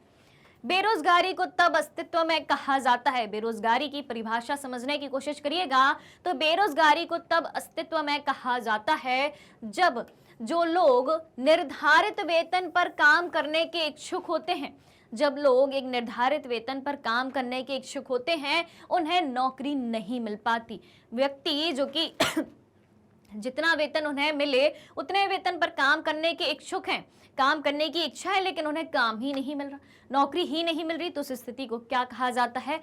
बेरोजगारी कहा जाता है। अब आगे देखें, ग्रामीण और शहरी क्षेत्रों में कहाँ ग्रामीण और शहरी क्षेत्रों में बेरोजगारी की प्रकृति भिन्न भिन्न होती है। ग्रामीण क्षेत्रों में बेरोजगारी के अलग प्रकार होते हैं, वहीं शहरी क्षेत्र में बेरोजगारी के अलग प्रकार होते हैं। तो ग्रामीण क्षेत्रों के मामले में मौसमी और छिपी हुई बेरोजगारी है। ग्रामीण क्षेत्रों में कौन सी बेरोजगारी पाई जाती है? मौसमी और छिपी हुई बेरोजगारी पाई जाती है। वहीं शहरी क्षेत्रों में अधिकतर शिक्षित बेरोजगारी पाई जाती है। ग्रामीण क्षेत्रों में कौन सी? ग्रामीण क्षेत्रों में मौसमी और छिपी हुई यानी कि प्रच्छन्न बेरोजगारी पाई जाती है और शहरी क्षेत्रों में अधिकतर शिक्षित बेरोजगारी है। तो बेरोजगारी के दो प्रकार कौन कौन से हो गए? एक हो गया भाई अपना ग्रामीण बेरोजगारी बेरोजगारी के प्रकारों की बात करें तो एक अपना हो गया भाई ग्रामीण बेरोजगारी और एक अपना हो गया शहरी बेरोजगारी। ठीक है, अब हम ग्रामीण बेरोजगारी के प्रकार की बात करें तो ग्रामीण बेरोजगारी में पहला प्रकार है मौसमी बेरोजगारी और दूसरा प्रकार है प्रच्छन्न या छिपी हुई बेरोजगारी। अब मौसमी बेरोजगारी क्या होती है इसके बारे में जान लेते हैं।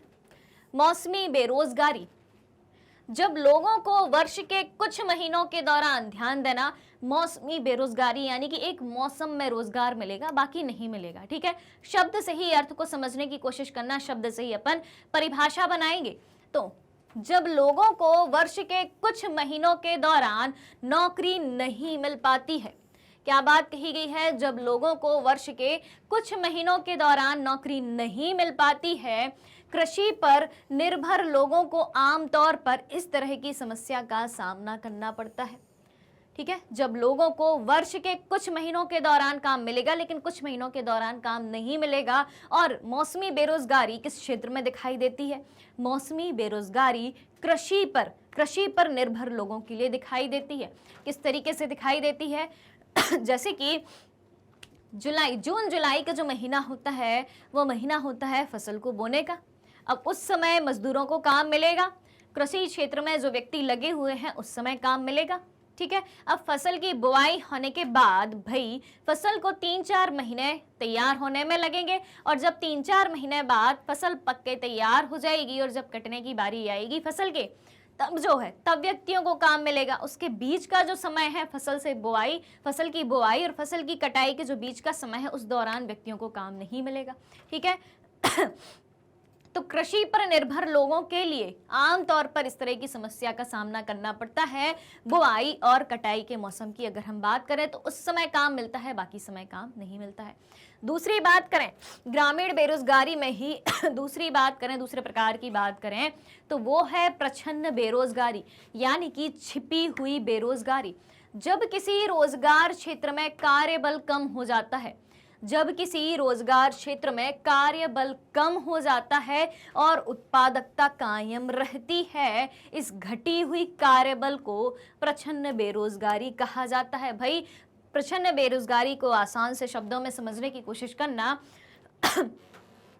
किसी काम को करने के लिए जितने व्यक्तियों की आवश्यकता है उससे अधिक व्यक्तियों का उस क्षेत्र में काम करना। मान लो किसी काम को करने में 2 व्यक्तियों की आवश्यकता है लेकिन उस काम को करने के लिए 2 से अधिक व्यक्ति लगे हुए हों, जबकि वो काम जो है 2 व्यक्तियों लायक ही है, 2 व्यक्ति आराम से उस काम को कर सकते हैं। अब चाहे उस काम में ज्यादा व्यक्ति लगे चाहे कम लगे लेकिन उत्पादकता उतनी ही होगी। जैसे कि मान लो एक खेत में काम करने के लिए 2 व्यक्तियों की जरूरत है। ठीक है, 2 व्यक्ति काम करेंगे, खेत में जितना अन्न उगेगा उतना ही उगेगा, चाहे उसमें 2 काम करें, 6 काम करें, 10 काम करें, चाहे 20 व्यक्ति काम करें। ठीक है, अब उत्पादकता उतनी ही होगी चाहे 2 काम करें चाहे कितने ही व्यक्ति काम करें, तो रोजगार भी उतना ही मिलेगा, पैसे भी उतने ही मिलेंगे। अब जहां 2 की जगह 4 व्यक्ति काम करेंगे तो वो पैसा आपस में बढ़ जाएगा। जहां 2 व्यक्ति काम कर रहे थे किसी काम को करने में, तो मान लो 2 व्यक्तियों को 1000 रुपए मिलते, यानी कि 1000 रुपए मिलते तो 500-500 बढ़ जाते। अब वहीं उस काम को करने के लिए मान लो 10 व्यक्ति हैं तो भाई एक व्यक्ति को कितने पैसे मिलेंगे? 100 रुपए मिलेंगे। अब भाई पैसे तो कम मिल रहे हैं ना, जबकि उत्पादकता उतनी ही है, प्रोडक्टिविटी उतनी ही है, काम करने के बाद जो रिजल्ट आएगा वो उतना ही आएगा, ना कि ज्यादा आएगा। ठीक है, तो देखने में हमें ऐसा लगता है कि व्यक्ति काम कर रहे हैं, व्यक्ति रोजगार में लगे हुए हैं, लेकिन असल में उतना रोजगार उनको मिलता नहीं है, तो इसे छिपी हुई बेरोजगारी या प्रच्छन्न बेरोजगारी के नाम से जाना जाता है। तो ये बात हो गई कि मौसमी बेरोजगारी क्या होती है और प्रच्छन्न या छिपी हुई बेरोजगारी क्या होती है। प्रच्छन्न बेरोजगारी को छिपी हुई बेरोजगारी या अदृश्य बेरोजगारी के नाम से भी जाना जाता है। ठीक है, अब देखें आगे, बेरोजगारी से जनशक्ति संसाधन की बर्बादी होती है। भाई बहुत ही महत्वपूर्ण बात कही जा रही है यहाँ पे। बेरोजगारी से जनशक्ति संसाधन की बर्बादी होती है। अगर कोई व्यक्ति बेरोजगार बैठा है, किसी काम में उसका उपयोग नहीं लाया जा रहा है, तो उसकी जो खुद की शक्ति है, उस व्यक्ति की जो शक्ति है, जिसे जनशक्ति कहा गया है, वो तो फ्री फोकट में बर्बादी हो रही है। ठीक है, जो लोग अर्थव्यवस्था के लिए संपत्ति हैं, वे देनदारी में बदल जाते हैं। ठीक है, जो व्यक्ति अर्थव्यवस्था के लिए स्वयं संपत्ति, यानी कि व्यक्ति कुछ काम करेगा तो पैसा कमाएगा तो संपत्ति बढ़ेगी, तो जो व्यक्ति अर्थव्यवस्था के लिए संपत्ति है, वे देनदारी में बदल जाते हैं, वे कर्ज में डूब जाते हैं, क्योंकि उनके पास काम ही नहीं है। उनका खर्चा कैसे चलेगा, वो कर्ज के बल पर खर्चा चलाएंगे, यानी कि वो देनदारी में बदल जाते हैं। आगे बात करें तो बेरोजगारी का अर्थव्यवस्था के समग्र विकास पर, बेरोजगारी का अर्थव्यवस्था के समग्र विकास पर हानिकारक प्रभाव पड़ता है, नेगेटिव प्रभाव पड़ता है, नेगेटिव इम्पैक्ट पड़ता है। बेरोजगारी में वृद्धि मंदीग्रस्त अर्थव्यवस्था का सूचक है। क्या बात कही गई है कि बेरोजगारी में अगर वृद्धि हो रही है तो वो मंदीग्रस्त अर्थव्यवस्था का सूचक है। अगर व्यक्तियों को काम नहीं मिल रहा, यानी बेरोजगारी है, बेरोजगारी है तो अर्थव्यवस्था में ये समझ लो कि मंदी है, तभी तो लोगों को काम नहीं मिल रहा। तो ये बात हो गई मौसमी बेरोजगारी और प्रच्छन्न बेरोजगारी और बेरोजगारी से संबंधित कुछ पॉइंट की ये बात हो गई। ठीक है, चलिए, भारत में बेरोजगारी के क्या कारण हो सकते हैं, इसको भी अब अपन जान लेते हैं। भारत में बेरोजगारी के कारण, पहला कारण है बढ़ती हुई जनसंख्या। क्या कारण है? बढ़ती हुई जनसंख्या। दिन ब दिन भारत की जनसंख्या बढ़ चुकी है, बढ़ रही है, और वर्तमान में भारत की जनसंख्या की बात करें, 2023 के तत्काल के वर्तमान के एकदम ताजे आंकड़ों की बात करें तो भारत की जनसंख्या 140 करोड़ को भी पार कर चुकी है, जो कि चीन की जनसंख्या को भी पछाड़ चुकी है। और इस तरीके से जनसंख्या वृद्धि के मामले में भारत पूरे विश्व में प्रथम स्थान पर आ पहुंचा है। तो जनसंख्या वृद्धि होती जा रही है। अब भाई जनसंख्या कितनी भी होती जाए, जमीन तो उतनी ही रहेगी, काम तो उतना ही रहेगा, संसाधन तो उतने ही रहेंगे। तो इतनी बड़ी जनसंख्या को रोजगार उपलब्ध कराना सबसे बड़ी चुनौती है। तो भारत में बेरोजगारी का सबसे महत्वपूर्ण कारण क्या है भाई? बढ़ती हुई जनसंख्या। उसके बाद देखें कृषि क्षेत्र में विकास की धीमी गति। किस तरीके से? हम सभी जानते हैं, कई बार पढ़ चुके हैं कि भारत की जनसंख्या का, भारत की 100% में से 67% जनसंख्या, कितनी? 67% जनसंख्या जो है किस क्षेत्र पर निर्भर है? किस क्षेत्र में रोजगार के रूप में लगी हुई है? कृषि क्षेत्र में लगी हुई है। बाकी की जो जनसंख्या है, बाकी की जो 33% जनसंख्या बचती है 100 में से, वो उद्योग और सेवा क्षेत्र में कार्यरत है। लेकिन कृषि क्षेत्र का विकास जो है धीमा है, कृषि क्षेत्र के द्वारा उतनी आय प्राप्त नहीं हो पाती है। इसीलिए जो है कृषि क्षेत्र में विकास की धीमी गति के कारण जनसंख्या जो है बेरोजगार है। और इतनी बड़ी जनसंख्या जो है एक ही क्षेत्र पर निर्भर रहेगी और उस क्षेत्र में विकास की भी कमी है, तो कैसे लोगों को रोजगार मिलेगा? आगे बात करें तो औद्योगिक और सेवा क्षेत्र जो है सीमित है। एक तरफ जहां कृषि क्षेत्र में विकास की धीमी गति है, वहीं दूसरी तरफ अर्थव्यवस्था के द्वितीय क्षेत्र यानी कि औद्योगिक क्षेत्र और अर्थव्यवस्था का तृतीय क्षेत्र यानी कि सेवा क्षेत्र जो है सीमित है, यानी कि ये पर्याप्त मात्रा में लोगों को रोजगार नहीं दे पाता है। ठीक है, तो 3 कारण हो गए बेरोजगारी के, तीनों कारण आपको समझ में आ गए होंगे। अब बात करें, शिक्षा पद्धति व्यवहारिक नहीं है भाई। शिक्षा पद्धति किस तरीके से व्यवहारिक नहीं है? यानी कि रोजगार परक शिक्षा जो है नहीं दी जाती, व्यावसायिक शिक्षा जो है नहीं दी जाती। अगर व्यक्तियों को रोजगार के लायक व्यावसायिक शिक्षा दी जाए तो व्यक्ति स्वयं का रोजगार जो है खोल सकता है और रोजगार के साधन उसके पास उपलब्ध हो सकते हैं। व्यक्तियों को रोजगार से संबंधित, व्यवसाय से संबंधित शिक्षा और प्रशिक्षण यानी कि ट्रेनिंग दी जाए तो व्यक्ति खुद के रोजगार के माध्यम से जो है रोजगार को प्राप्त कर सकता है और बेरोजगारी को दूर कर सकता है। तो भारत की शिक्षा पद्धति जो है वो व्यवहारिक नहीं है, इस वजह से भारत में बेरोजगारी है। तकनीकी विकास जो है अव्यवस्थित है भाई। टेक्नोलॉजी का जो डेवलपमेंट है वो बहुत ज़्यादा अव्यवस्थित है। किस तरीके से? क्योंकि हर व्यक्ति को टेक्नोलॉजी तो नहीं आती, लेकिन भाई दुनिया में टेक्नोलॉजी बढ़ती जा रही है, पर उस चीज़ को सिखाने के लिए प्रशिक्षण की आवश्यकता तो होगी ही, और भारत में उतनी टेक्नोलॉजी की कमी भी है। ठीक है। और दूसरी बात, टेक्नोलॉजी का एक नेगेटिव प्रभाव भी है कि मशीनें जो हैं मशीनों ने इंसानों का स्थान ले लिया है। जहां उस काम को करने के लिए 100 व्यक्तियों की आवश्यकता होती थी, वहीं उस काम को अब एक मशीन कर रही है। यानी कि 100 व्यक्तियों का रोजगार जो है एक मशीन खा गई। ठीक है, 100 व्यक्तियों के रोजगार का स्थान एक मशीन ने ले लिया तो 100 लोगों का रोजगार छिन गया। तो तकनीकी विकास जो है अव्यवस्थित है। तो टेक्नोलॉजी के कारण दोनों तरफ से समस्या है। एक तरफ टेक्नोलॉजी ने 100 मतलब कई व्यक्तियों का, ये तो एग्जाम्पल की बात है कि 100 व्यक्तियों का, टेक्नोलॉजी ने कई व्यक्तियों का रोजगार छीन लिया। और वहीं हर व्यक्ति भाई टेक्निकली स्किल्ड नहीं है, तो उसको टेक्नोलॉजी का काम नहीं आता, तो उधर भी उसको रोजगार नहीं मिल पा रहा। यानी कि टेक्नोलॉजी ने ओवरऑल बेरोजगारी उत्पन्न कर ही दी है। आगे की बात करें ग्रामीण लोगों का शहरों की ओर प्रस्थान यानी कि पलायन। रोजगार की कमी के कारण ग्रामीण क्षेत्र में कृषि ही एकमात्र रोजगार होता है, लेकिन उस क्षेत्र में भी कमी है। यानी कि उस क्षेत्र में भी रोजगार के अवसरों की कमी है, उतनी आय प्राप्त नहीं हो पाती है। तो ग्रामीण लोगों का शहरों की ओर प्रस्थान होने लगता है। ग्रामीण लोग शहरों की तरफ जो है रोजगार खोजने के लिए चल पड़ते हैं। और इस वजह से क्या होता है भाई, जब ग्रामीण लोग शहरों की तरफ रोजगार खोजने को जाते हैं तो एक तो उनका गांव छूट जाता है, उनका परिवार छूट जाता है, उनकी संस्कृति पीछे छूट जाती है, और वो शहरी कल्चर के साथ, शहरी संस्कृति के साथ पर्याप्त तालमेल नहीं बैठा पाते हैं। तो ये सारी बातें क्या हो गई, ये सारी बातें हो गई भाई भारत में बेरोजगारी के कारण। यहां से भी आपसे सीधा क्वेश्चन पूछा जा सकता है। अगर लघुत्तरीय में पूछा जाए तो सिर्फ आप ये पॉइंट्स लिख दें, अगर बड़ा आंसर पूछा जाए, दीर्घोत्तरीय में पूछा जाए तो जो डिटेल मैंने आपको समझाई है आप उसमें बता दें। क्लियर हो गई बात? तो इस तरीके से हमने भारत में बेरोजगारी को जाना कि बेरोजगारी क्या होती है, बेरोजगारी के प्रकारों को जाना, और भारत में बेरोजगारी के कारणों को जाना। अब जानते हैं बेरोजगारी से अर्थव्यवस्था पर क्या प्रभाव पड़ता है। बेरोजगारी से अर्थव्यवस्था पर क्या प्रभाव पड़ता है? तो बेरोजगारी में वृद्धि मंदीग्रस्त अर्थव्यवस्था का सूचक है। अगर बेरोजगारी में वृद्धि हो रही है तो ये समझो कि अर्थव्यवस्था में मंदी है, तभी लोगों को रोजगार नहीं मिल रहा।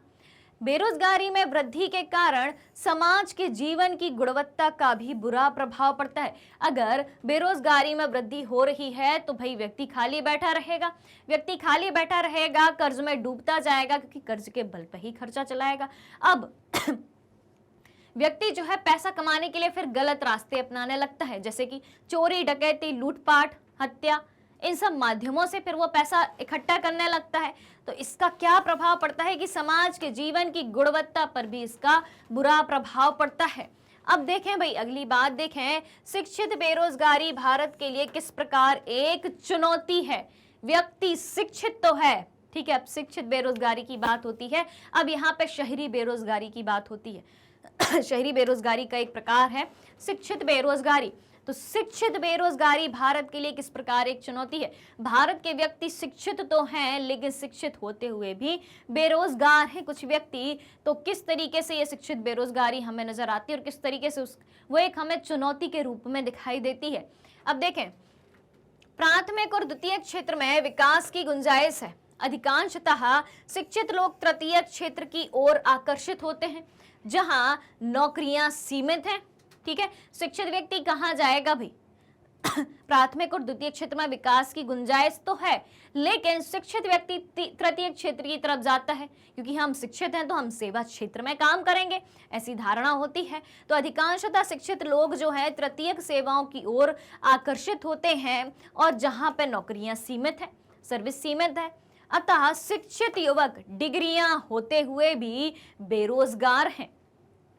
विदेशों में नौकरी पाने वाले इच्छुक युवकों के पास, विदेशों में नौकरी पाने वाले इच्छुक युवकों के पास इतनी सुविधाएं नहीं हैं कि वह विदेश जा सकें। टैलेंट है, विदेश में जाके नौकरी मिल सकती है, लेकिन इतनी सुविधा नहीं कि वो विदेश जा सकें। अतः यह समस्या भारत के लिए जो है, शिक्षित बेरोजगारी की जो समस्या है, भारत के लिए जटिल यानी कि कठिन होती जा रही है। अब शिक्षित बेरोजगारी के कुछ समाधान की अब हम बात करें तो स्कूल और कॉलेज में व्यावसायिक विषयों को पढ़ाने लिखाने की व्यवस्था शुरू की जा सकती है। स्कूल और कॉलेज में बच्चों को व्यावसायिक शिक्षा दी जाए, जिसके माध्यम से वो आगे चल के खुद का एक स्वरोजगार खोल सकें, खुद का एक व्यवसाय खोल सकें, ताकि वह अपना कुछ काम शुरू कर सकें। कौन सी शिक्षा भाई? व्यावसायिक विषयों को पढ़ाने लिखाने की व्यवस्था शुरू की जाए। दूसरी बात करें, औद्योगिक प्रशिक्षण केंद्र खोले जाएं, ताकि पढ़े लिखे विद्यार्थियों को वहां किसी व्यवसाय संबंधी ट्रेनिंग दी जाए। ठीक है, फिर वह चाहे नौकरी प्राप्त करे या ना करे, अपना काम जो है खोल सकते हैं। औद्योगिक प्रशिक्षण केंद्र, ITI इस तरीके के केंद्र होते हैं जहां विद्यार्थियों को किसी व्यवसाय संबंधी ट्रेनिंग दी जा सकती है और फिर वो व्यक्ति चाहे तो नौकरी प्राप्त कर सकते हैं। लेकिन अगर नौकरी प्राप्त करना नहीं चाहते हैं या नहीं मिलती है, तो उस ट्रेनिंग के जरिए जो व्यवसाय उनने सीखा, उसके जरिए वो खुद का व्यवसाय भी खोल सकते हैं। तो इस तरीके के शिक्षित बेरोजगारी के कुछ समाधान भी अपन ने देखे। अब हम देखें भाई राष्ट्रीय नीति का लक्ष्य देखें। राष्ट्रीय नीति का लक्ष्य हमें क्या दिखाई देता है? तो जनसंख्या के अल्प सुविधा प्राप्त वर्गों पर क्या बात कही जा रही है? जनसंख्या के अल्प सुविधा प्राप्त वर्गों पर, यानी कि भारत देश की जनसंख्या जितनी भी है उसमें से जितने व्यक्ति कम सुविधा में रहते हैं, कम सुविधा प्राप्त वर्ग हैं, उन वर्गों पर विशेष ध्यान देते हुए राष्ट्रीय शिक्षा नीति के लक्ष्य के बारे में बात हो रही है। अब ओवरऑल समस्याओं के समाधान की बात हो रही है कि सरकार ने किस तरीके से राष्ट्रीय नीति के द्वारा समाधान प्रस्तुत करे हैं। तो जनसंख्या के अल्प सुविधा प्राप्त वर्गों पर विशेष ध्यान देते हुए स्वास्थ्य सेवाओं, क्या बात कही जा रही है? स्वास्थ्य सेवाओं, परिवार कल्याण और पौष्टिक सेवा तक इनकी पहुंच को बेहतर बनाना है। तो इस माध्यम से समाज के जो अल्प वर्ग हैं, अल्प सुविधा प्राप्त वर्ग हैं, वंचित वर्ग हैं, उन तक अगर शिक्षा, स्वास्थ्य जैसी हर एक सुविधाओं का प्रसार किया जाए, तो उन मानव संसाधन का, जनसंख्या का बहुत अच्छे से उपयोग किया जा सकता है और हर व्यक्ति एक गुणवत्तापूर्ण जीवन जी सकता है। तो ये बात हुई आज के कंप्लीट चैप्टर रिवीजन की, जो कि है आपकी क्लास 9th में सोशल साइंस में इकोनॉमिक्स का चैप्टर नंबर 2 संसाधन के रूप में लो। तो ये बात यहाँ पे आज खत्म होती है। मिलते हैं अपन, बहुत ही जल्दी मिलते हैं, हमारे लाइव सेशन भी चलते हैं। लाइव सेशन का जो टाइम है 9th क्लास का 6 बजे से 7 बजे तक है। उसके बाद 10th क्लास का भी लाइव सेशन चलता है, जो कि 7:15 से 8:15 तक चलता है। और सारे सेशन जो है आपको कहाँ मिलने वाले हैं? मैग्नेट ब्रेन्स के यूट्यूब चैनल पर, वेबसाइट पर और एप्लीकेशन पर ये सारी चीज़ें जो है अवेलेबल हैं। अगर आप ई बुक्स और ई नोट्स भी चाहते हैं तो नीचे डिस्क्रिप्शन बॉक्स में, वीडियो के नीचे ही डिस्क्रिप्शन बॉक्स में एक लिंक दी हुई है, वहां से आप ई बुक्स और ई नोट्स दोनों अवेल कर सकते हैं। इसके अलावा मैग्नेट ब्रेन्स प्रोवाइड कराता है आप सभी के लिए कुछ टॉप कोर्सेज जैसे कि CBSE English medium, CBSE Hindi medium, 3 state board को भी हम कवर करते हुए चलते हैं, जो कि है यूपी बोर्ड, बिहार बोर्ड और MP बोर्ड। इसके अलावा कुछ और कोर्सेज भी हमारे पास उपलब्ध हैं, जैसे कि स्पोकन इंग्लिश, CVT, NTSC और ओलंपियाड। और सबसे बड़ी बात यह है कि ये सारे कोर्सेज एक ही प्लेटफॉर्म पर हाई क्वालिटी एजुकेशन के साथ एकदम फ्री में उपलब्ध हैं। जी हाँ, मैग्नेट ब्रेन्स जो है यूट्यूब के अलावा अदर सोशल मीडिया प्लेटफॉर्म जैसे कि फेसबुक, इंस्टा, ट्विटर और टेलीग्राम पर भी अवेलेबल है। तो आज के सेशन को आप सभी को ज़्यादा से ज़्यादा लाइक करना है, ज़्यादा से ज़्यादा शेयर करना है और चैनल से जुड़ी सारी अपडेट को जानने के लिए चैनल को सब्सक्राइब भी करना है। तो हमारे साथ बने रहिए, जुड़े रहिए, पढ़ते रहिए, खुश रहिए। Thank you so much.